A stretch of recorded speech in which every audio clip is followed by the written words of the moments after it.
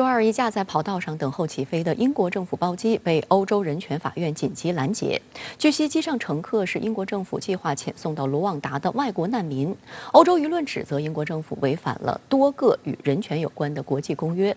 联合国难民署也谴责英国政府的做法是完全的错误。但英国首相约翰逊表示，将按计划安排第二班包机，将非法入境的难民遣送到非洲国家卢旺达。英国首架遣送难民至卢旺达的包机原定当地时间周二晚间离境，这些难民来自阿富汗、叙利亚、伊朗和伊拉克。但欧洲人权法院经过11个小时讨论，在最后一刻颁布禁止驱逐禁令，该包机随即在伦敦希斯罗机场被截停。据英国政府内部人士透露，这架包机花费英国纳税人50万英镑，载有7名难民。法新社形容，欧洲人权法院的判决令英国政府暴跳如雷。英国内政大臣普利蒂帕特尔表示，对欧洲人权法院的判决失望，并强调英国政府正在准备第二个包机航班遣送难民去卢旺达。今年4月，英国政府与非洲国家卢旺达签署协议，英方将偷渡到英国的部分难民打包给卢旺达，后者将设立收容中心接纳英国送来的难民。如果获批准，一些难民可在卢旺达长期居住；未获批准的将被遣送回原籍。英国政府宣称，这是粉碎人口走私犯的运营模式，挽救无数移民生命的正义之举。但这种践踏难民人权的政策被舆论批评为大英帝国殖民主义的回魂。I think it's horrendous. I think it's a pathetic, desperate and cruel political stunt. I think it's going to do real harm to refugees and asylum seekers. It will do absolutely no harm to people smugglers.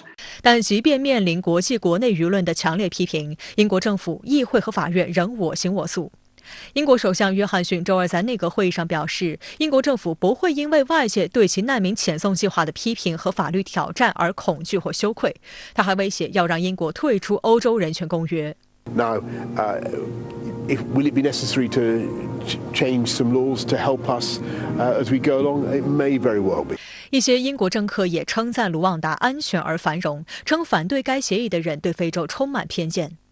联合国难民署坚决反对英国政府的难民外包计划，并批评英方逃避国际义务，违背难民公约条款和精神，更数次指出英方此举非法，表示人不能像商品一样被交易，敦促英国政府重新考虑这项计划。外交部发言人汪文斌周二指出，此事凸显英国政府在人权问题上的双标和虚伪。英国一向以人权捍卫者自居，动辄借人权问题对别国事务说三道四。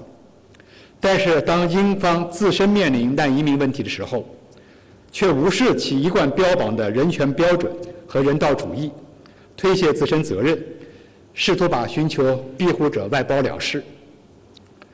人们从英国政府官员振振有词的辩解当中看到的是，英国在人权问题上盘算的只是让别人做什么，而不是自己要怎么做。